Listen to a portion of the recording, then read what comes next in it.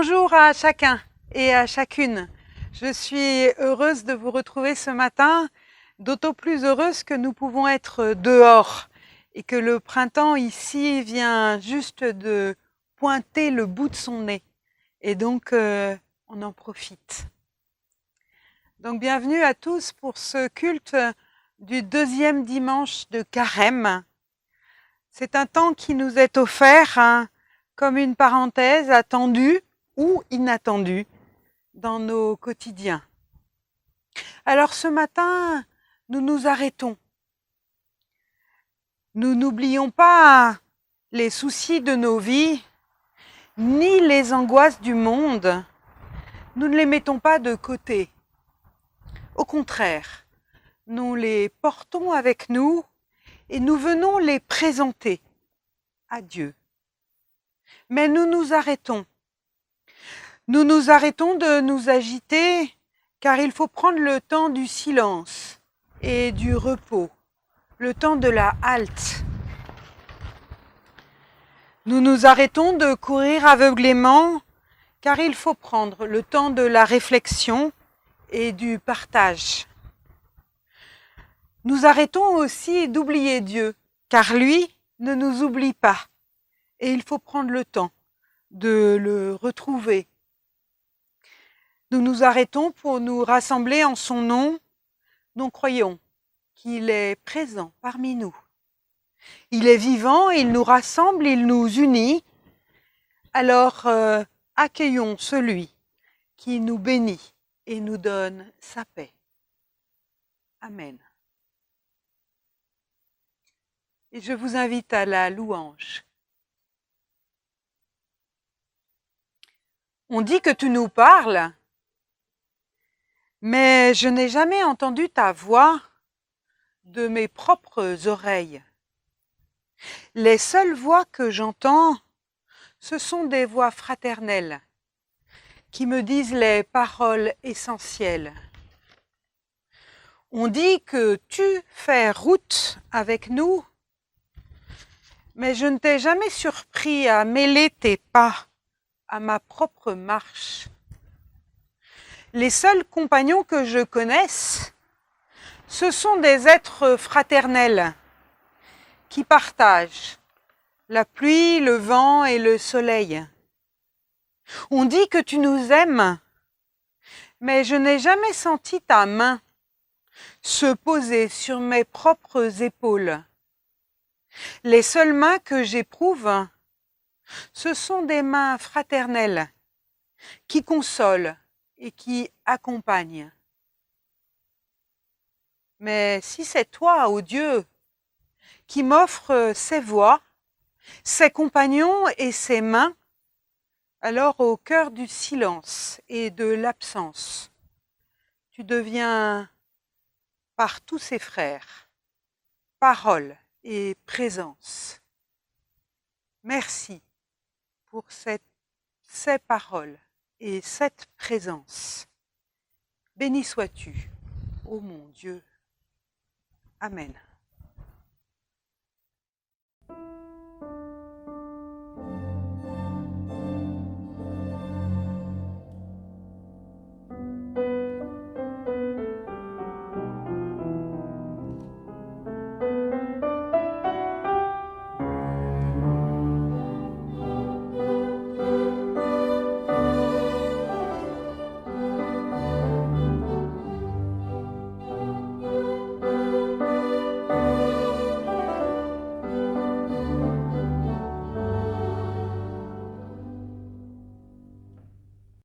Je voudrais maintenant partager avec vous un texte du pasteur et professeur André Gounel, extrait de son livre « Parler du Christ », publié en 2003. André Gounel a été presque toute sa vie professeur à la faculté de théologie de Montpellier et il est une référence en termes théologiques. Et voici ce qu'il nous dit dans un court extrait de ce livre. La foi rassure, conforte, affermit et en même temps inquiète, dérange, secoue. Le goût pour la stabilité et le désir de sécurité nous poussent à éliminer le pôle de l'inventivité. Comme l'écrit Michel Boutier, chacun aspire et tout complote à produire un Christ, un Jésus achevé. Mais, nous dit André Gounel, le Christ ne se laisse pas fixer ni enfermer. Nos représentations, qu'elles soient scientifiques ou pieuses, ne suppriment pas son étrangeté. Le Nouveau Testament ne propose pas une maison familière où se poser.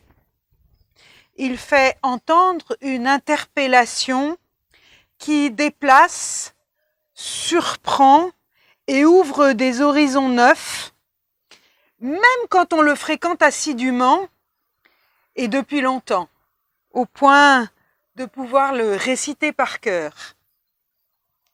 La théologie ne nous installe pas dans un savoir tranquille et une conscience satisfaite. Elle nous lance dans une exploration sans fin qui va de découverte en découverte.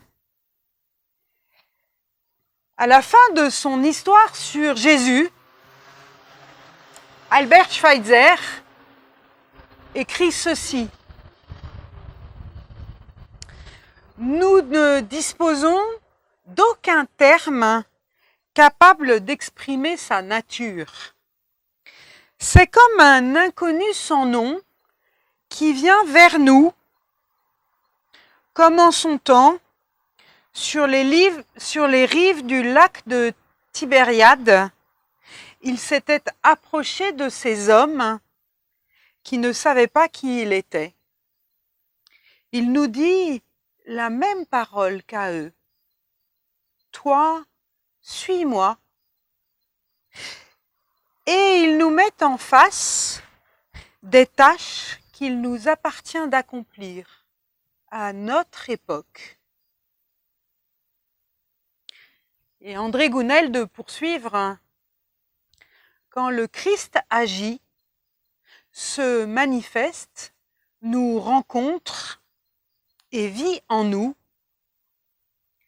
l'invention l'emporte toujours sur la définition.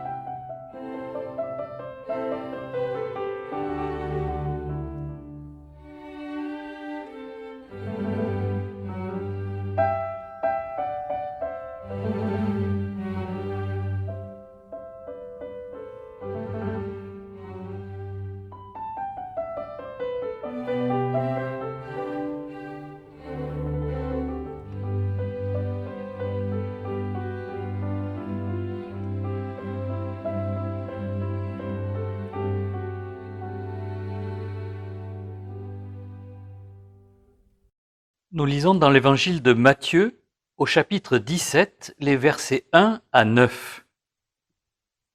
6 jours après, Jésus prit avec lui Pierre, Jacques et Jean son frère, et il les conduisit à l'écart sur une haute montagne.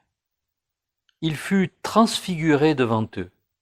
Son visage resplendit comme le soleil, et ses vêtements devinrent blancs comme la lumière.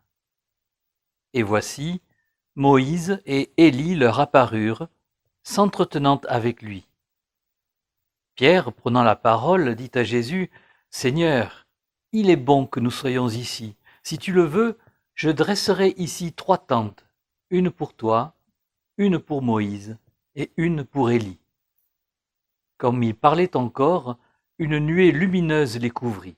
Et voici, une voix fit entendre de la nuée ces paroles. Celui-ci est mon fils bien-aimé, en qui j'ai mis toute mon affection.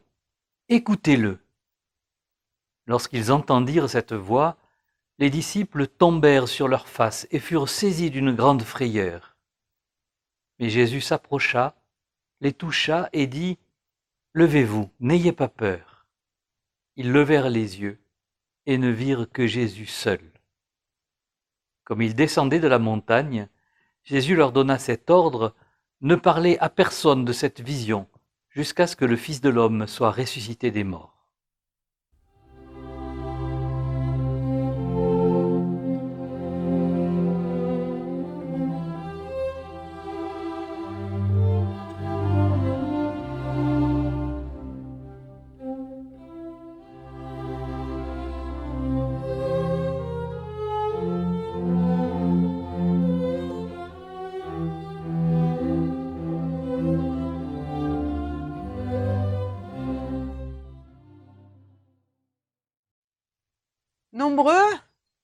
Nombreux sont ceux qui aimeraient bien voir Dieu un peu plus concrètement que par le biais simplement de la prière ou de l'écoute de la parole.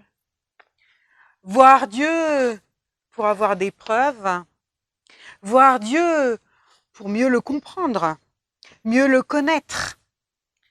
Et pour beaucoup pensent que s'ils pouvaient faire cette expérience, ils en seraient peut-être transformés à jamais, certainement pour le meilleur. Et les disciples vont faire cette expérience dans le texte que nous venons de lire. Ils voient le Christ dans sa gloire divine. Les disciples font une expérience exceptionnelle. Ils assistent à la transfiguration. Ce mot compliqué signifie tout simplement en français une transformation, une métamorphose. Attesté dans les évangiles de Matthieu, Marc et Luc, c'est le récit d'un moment extraordinaire de la vie de Jésus. Si on peut qualifier d'ordinaire le reste de sa vie. Un récit qui suggère qu'avant ce moment-là, et après ce moment-là, ce ne sera plus pareil. Une expérience, on pourrait l'appeler, et j'aimerais l'appeler avec vous ce matin, une expérience du ravissement. Avec ce mot qui contient à la fois quelque chose de merveilleux, certes, mais aussi de fort, voire de violent. Ravissement, ravir, ravisseur, rapte. Ça rappe. Jésus est ravi. Il est rapté hors de la réalité habituelle.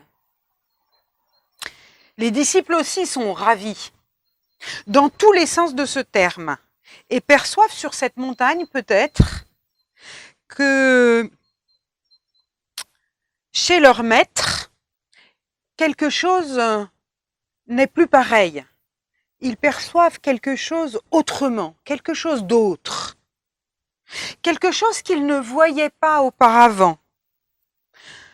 Peut-être quand ils ne voyaient en lui qu'un maître, précieux, subtil, puissant, accomplissant bien sûr des choses extraordinaires, mais qui était peut-être quelqu'un comme eux. Après cette expérience, Jésus devient autre. Et le texte de ce matin décrit la possibilité qu'ils ont momentanément de voir ce qui d'habitude est caché, invisible ou qu'on ne peut pas voir. Voir ce que je peux appeler peut-être, faute de mieux, l'aura de leur maître. Il leur est donné, ou ils se sont donné la possibilité, dans ce ravissement, de voir non pas un au-delà de la réalité, mais plutôt de voir la réalité première de celui qu'ils suivaient depuis le début. Eux, les fidèles disciples, Pierre, Jacques et Jean, qui comme Abraham ont tout quitté pour répondre à un appel, à son appel. Alors le ravissement, l'expérience, elle ne dure que le temps d'un moment favorable, que le grec nomme kairos. Le kairos. Les disciples font une expérience exceptionnelle. C'est une expérience dans laquelle on peut saisir ou se laisser saisir par l'improbable rationnellement. Un moment dans lequel la norme des perceptions, en quelque sorte, dysfonctionne. C'est un moment où la chronologie est brouillée. Moïse et Élie sont là. Non parce qu'ils ont été téléportés, ou que sais-je encore, mais parce que dans cette éternité révélée, par cette expérience, le temps courant n'existe plus. Notre temps n'existe plus. La perception du temps est modifiée. Ils sont là parce qu'ils sont là, tout simplement. Ils sont là peut-être pour dire la réconciliation des temps, le temps de l'ancienne alliance et le temps de la nouvelle alliance, le temps de la loi et des prophètes et le temps de l'évangile, le temps de Dieu et le temps des hommes. Non plus plusieurs temps, mais un seul temps, réconcilié, réuni, unique. Et puis, Moïse et Élie, ils ont un point commun. Un point commun que seuls possèdent.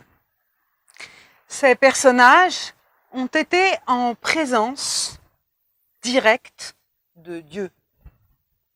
Moïse sur le mont Sinaï et Élie lors de son enlèvement au ciel sur un char de feu. Ces deux prophètes ont fait seuls l'expérience directe de Dieu. Ils ne l'ont pas simplement vu en vision. Ils n'ont pas simplement entendu sa voix.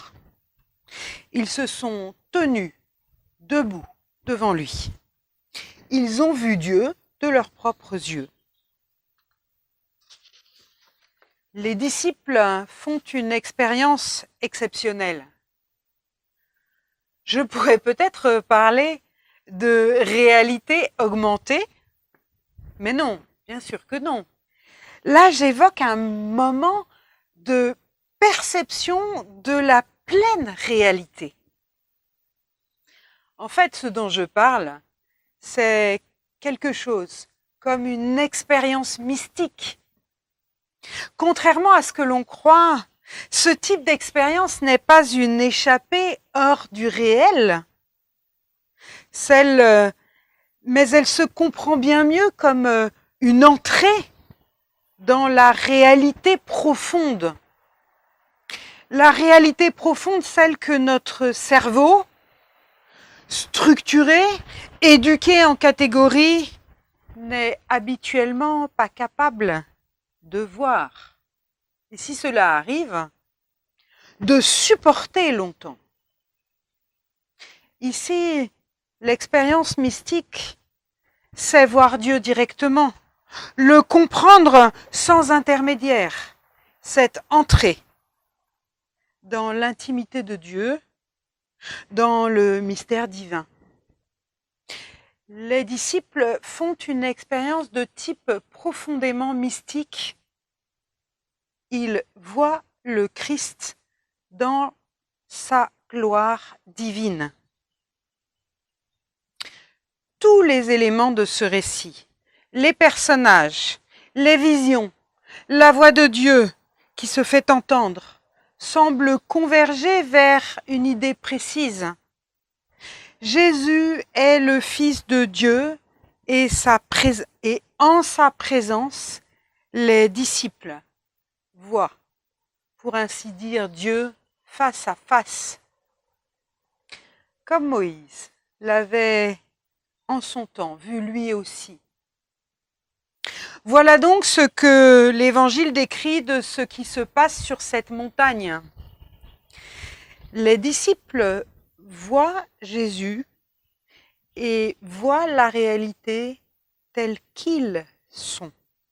Ils font l'expérience d'une réalité qui dépasse, déborde les cases de nos perceptions habituelles. Ils sont dans un instant fugitif et exceptionnel, comme embarqués dans une réalité qu'ils ne connaissent pas, qu'ils ne comprennent pas, qu'ils ne maîtrisent pas. Nos disciples expérimentent l'inconnu total. Et cette expérience, elle est indicible. Comment dire avec des mots quelque chose qui ne vient pas par les mots? Parce que c'est une rencontre directe qui se produit sans médiation. Pas de mots, pas d'image, pas d'intermédiaire, c'est direct. Les disciples font une expérience exceptionnelle. Alors après avoir dit de quoi il s'agissait, continuons pour voir ce que ce récit raconte, ou pour parler plus nettement, peut-être vers quoi il engage.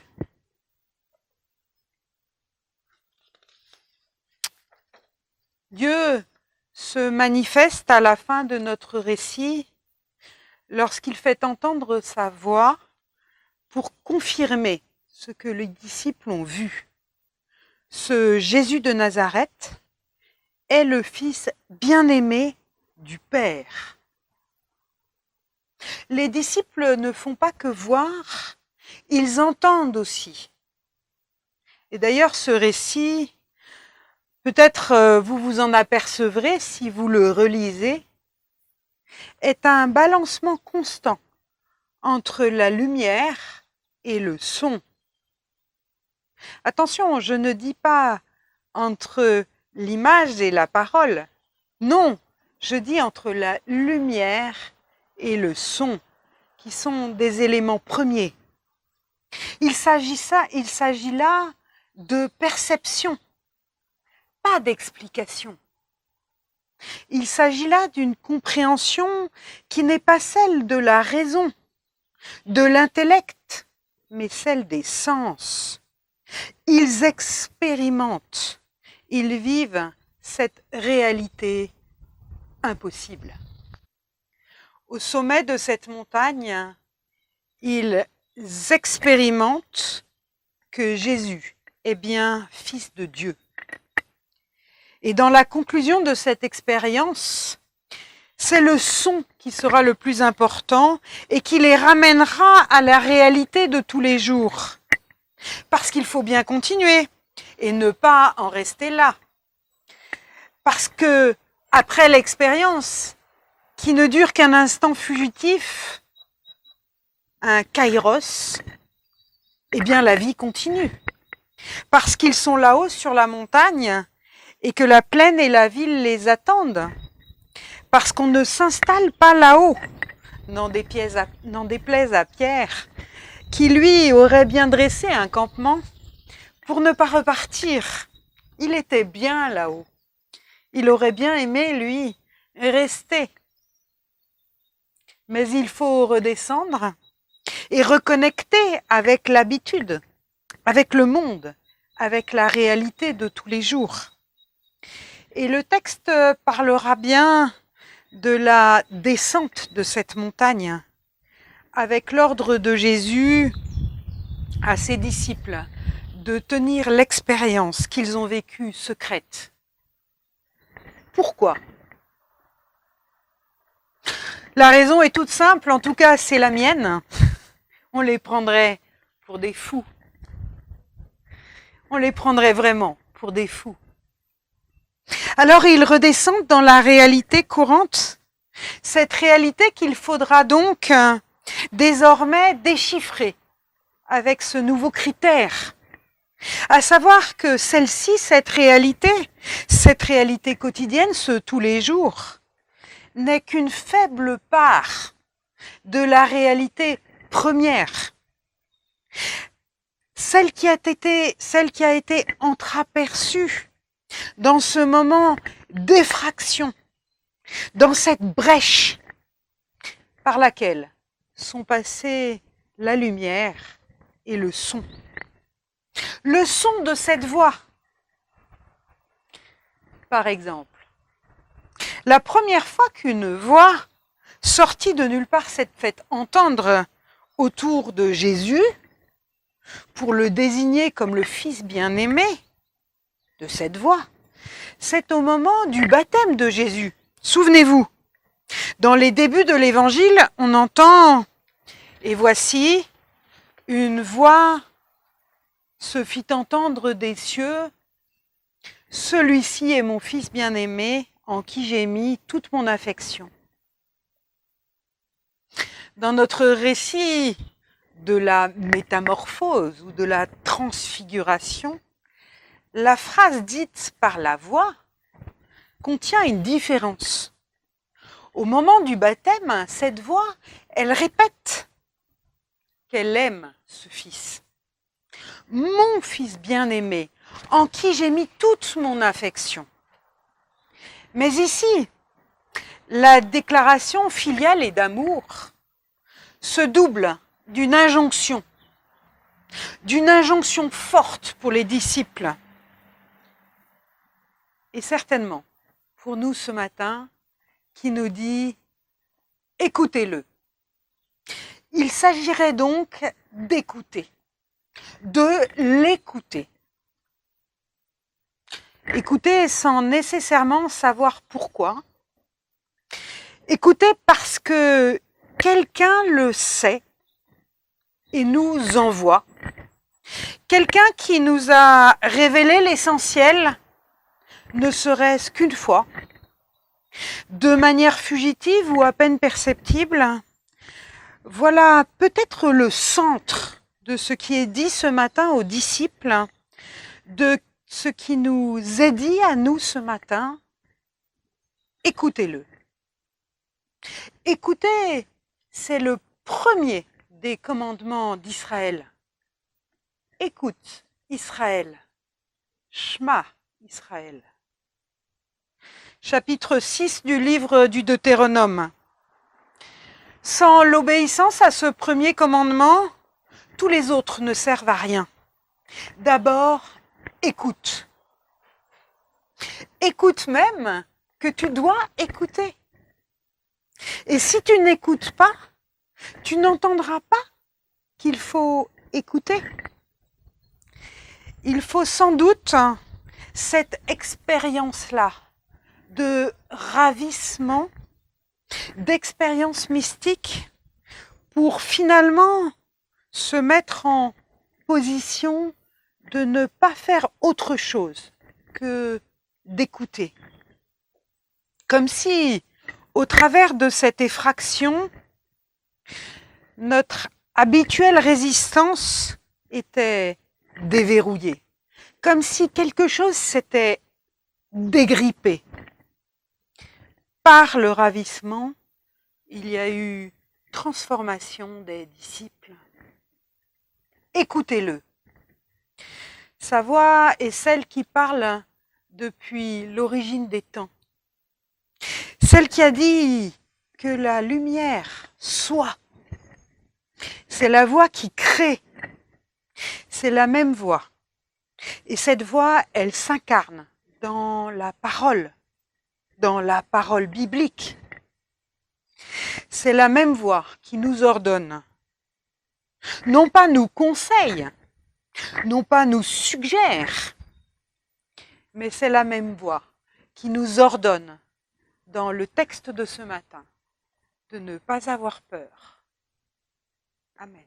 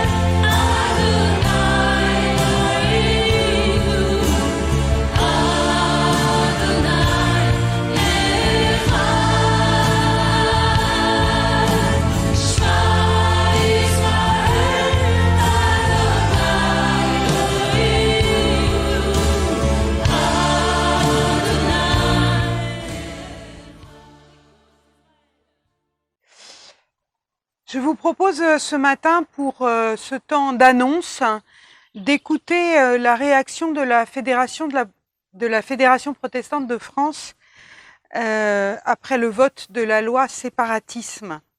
Ce texte que je vais vous lire rapidement date du 18 février 2021.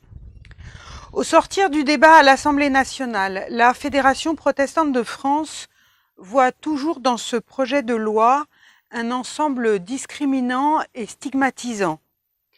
À l'issue du débat parlementaire et du vote de ce jour, la Fédération protestante de France constate avec regret que si son alerte a été entendue, elle ne semble pas avoir été écoutée, sinon sur quelques points, ce dont elle s'est gré aux parlementaires. Le protestantisme français reste convaincu de la nécessité de la lutte contre les séparatismes. Il constate qu'un certain nombre de dispositions du projet de loi vont dans le bon sens à cet égard. Toutefois, il continue à affirmer qu'il n'y a aucune raison de restreindre les conditions d'exercice du culte au point de porter atteinte au droit fondamental de cette liberté tel qu'il s'exprime dans la loi de séparation de l'Église et de l'État du 9 décembre 1905 et tel qu'il est garant par la Constitution. En effet, le projet de loi tel que proposé, même à l'issue du débat à l'Assemblée nationale, présente toujours les mêmes défauts que la FPF dénonce encore aujourd'hui. Un ensemble encore augmenté de nouvelles contraintes sans aucun rapport avec la lutte contre le terrorisme.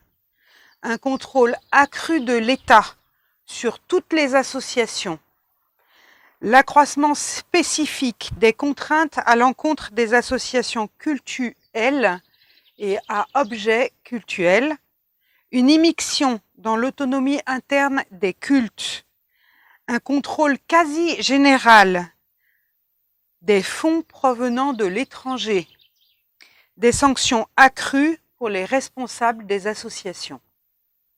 Le protestantisme français réaffirme donc aujourd'hui sa vive inquiétude concernant ce projet de loi.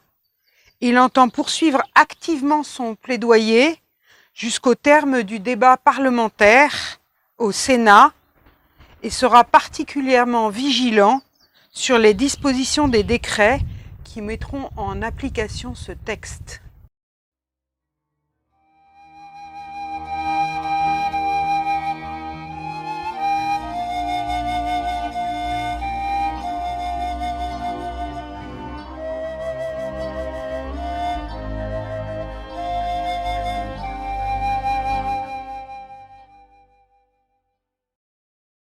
Je vous invite à la prière. Ô Dieu, répands ta lumière sur tous ceux qui, dans la nuit des doutes et du découragement, te cherchent sans pouvoir te trouver. Toi, Prince de la paix, suscite entre les hommes le désir d'instaurer une paix juste et durable. Fais de nous des semeurs de paix, des artisans de justice, espérance de tous ceux qui souffrent. Nous te confions ceux qui sont malades, ceux qui sont victimes, ceux qui souffrent de la guerre, des intempéries, tous ceux qui, pour quelque raison, se sentent tristes, délaissés ou méprisés. Reçois nos prières comme une forme d'engagement de notre part, car nous savons que tu as aussi besoin de nous. Que ta lumière soit pour nous source de joie et d'espoir. Amen. Et nous entendons maintenant les paroles de bénédiction. Dieu est le pèlerin embusqué dans notre aventure humaine. Il est de tous nos voyages. Il est sur nos grandes routes et sur nos chemins de traverse, sur nos terres ensoleillées et dans nos bas-fonds obscurs, présent à toutes nos aurores et à tous nos crépuscules. Il reste avec nous quand il fait jour et quand il fait nuit. Il nous bénit et nous garde. Il nous donne sa paix. Allons chacune dans cette paix. Amen. Le culte de ce matin prend maintenant fin. Nous ne nous retrouverons pas la semaine prochaine. Effectivement, pour moi, c'est un dimanche entre guillemets de congé. Et donc, je ne serai pas avec vous la semaine prochaine. Nous nous retrouverons dans 15 jours. Il n'y aura pas de culte visio la semaine prochaine. Et pour ceux du Viganais qui seront là, il y aura un culte à la salle Wesley qui sera présidé par un autre prédicateur. À bientôt. Au revoir.